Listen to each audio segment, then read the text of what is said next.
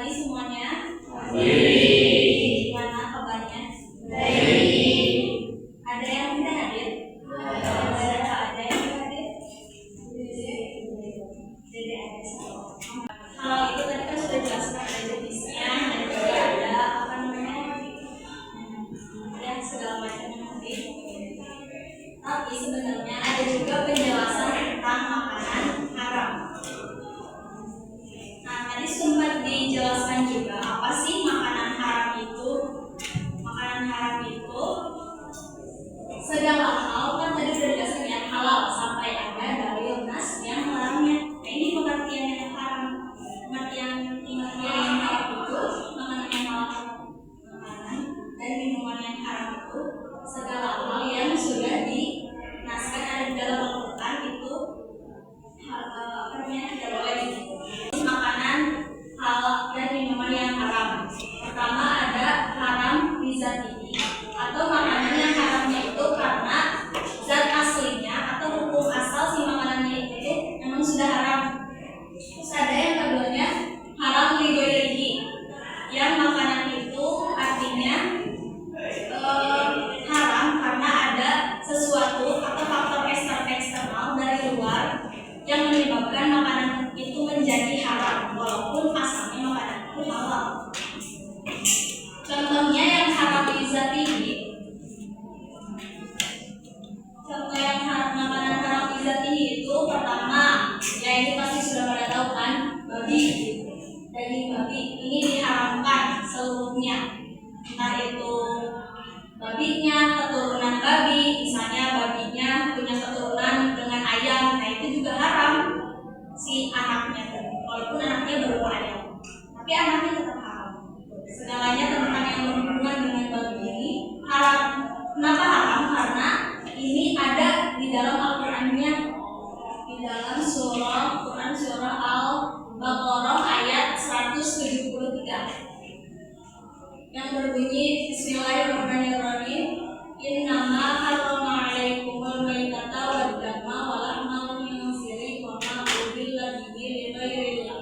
Sesungguhnya Allah hanya mengharamkan bagimu bangkai, darah, daging babi dan binatang yang ketika disembelih disebut nama saya. Hadisnya adalah mengharamkan bagimu bangkai, darah, daging babi.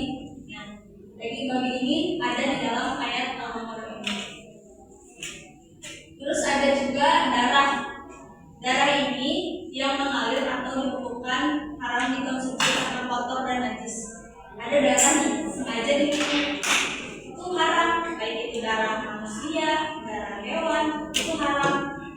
Kecuali kayak misalnya masak daging, si darahnya nempel di daging itu sedikit, kan itu gak bisa ya kita cuci, misalnya tetap kayak hilang. Nah itu boleh dimakan karena itu sudah menempel pada dagingnya, sulit terhindari. Tapi tetap aja ya, kadang ada orang yang gak suka gigi gitu karena itu darah. Nah kalau ini dalilnya tadi juga ada kan di dalam surat Al-Baqarah, tapi ada juga ini penguatannya di Quran surah Al-An'am ayat 145.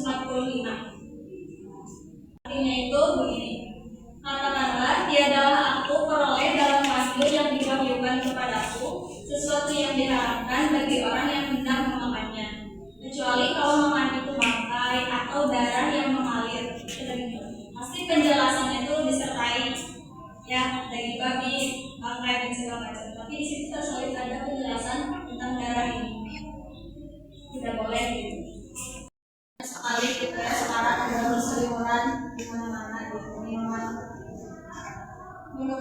keras. Kenapa ini haram gitu? Karena minuman keras itu dapat merusak akal dan juga jiwa. Dan juga ya, apapun yang merusak akal dan jiwa itu diharamkan. Baik itu misalnya gimana ya? Jadi yang pentingnya itu bukan nomornya, tapi apapun, segala sesuatu yang dapat merusak akal dan juga jiwa. Misalnya kita banyak,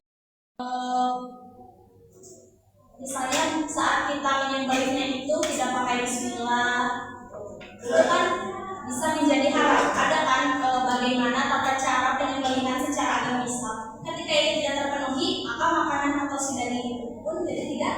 halal, gitu, walaupun asalnya halal. Terus ada yang kedua, kontaminasi eksternal, makanan suci yang bercampur dengan benda najis. Contohnya kalian makan ayam ternyata ada yang jatuh, ya misalnya ya contohnya itu gak bisa dimakan sama kalian, tapi karena itu cuma kayak setitik aja misalnya, karena kan kecil ya, kalian bisa buang aja bagian yang terkenanya, lalu sisanya tapi itu boleh sebenarnya, karena kan kita bukan masalah jijik atau enggaknya, antara halal dan juga haram. Apapun sesuatu yang najis ya, tapi berbeda ya kalau misalnya sesuatunya itu berbentuk cair, misalnya air minum ada yang jatuh, itu udah seluruhnya jadi najis, tidak bisa kita makan, bahkan tidak bisa mensucikan kita, mensucikan untuk wudhu misalnya. Makanya kalau misalnya berbentuk cair itu tidak boleh. Gimana kalau misalnya yang berbentuknya butter misalnya, kan itu akan jadi leleh. Nah itu juga kalau misalnya bentuknya masih padat, itu masih bisa kalian awasin aja dulu yang terkenanya. Tapi kalau misalnya bentuknya cair, itu tetap tidak bisa. Lalu ada yang ketiganya, nah sebenarnya ada bangkai yang halal kita makan. Pertama ada ikan, kedua ada belalang. Nah itu boleh kita makan kalau udah mati. Nggak harus disembelih. Maksudnya nggak harus penyembelihan dengan secara syar'i gitu. Dan juga ada buah darah yang boleh kita makan, hati sama limpa. Biasanya disebutnya duri atau ati.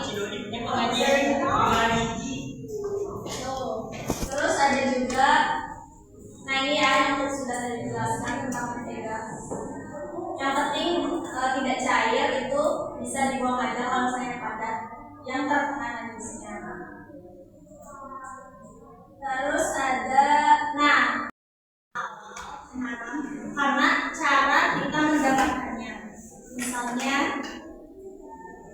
apel kita curi nih dari pohon orang, itu kan halal ya sebenarnya apelnya tuh, tapi karena kita caranya mencuri jadi haram makannya.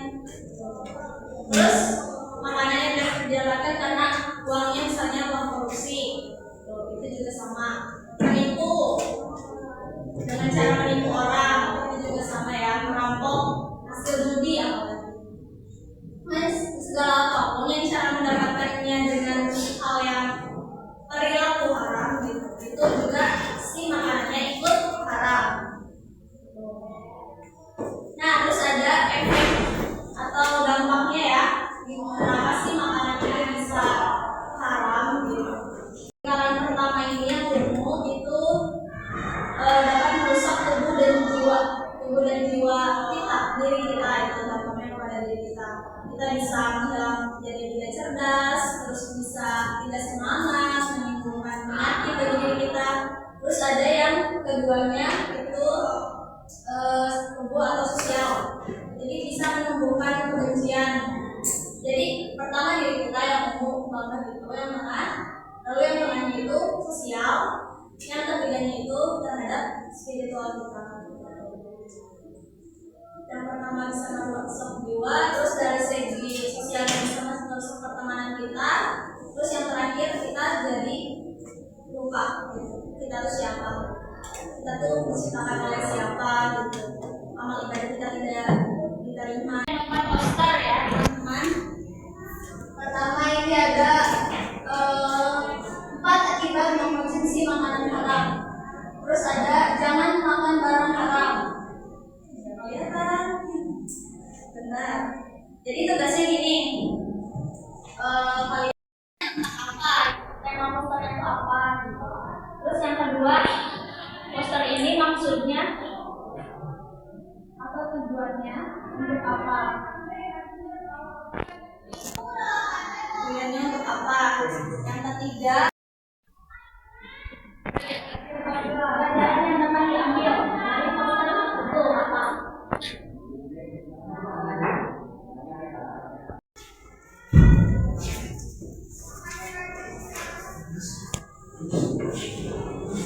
Pelajaran apa?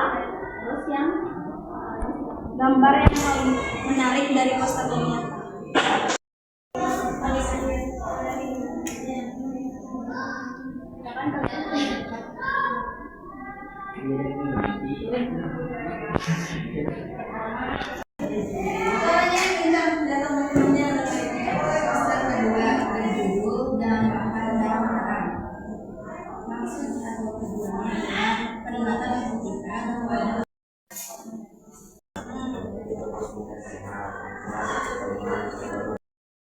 Oke, jadi kesimpulannya dari makanan dan minuman haram ini itu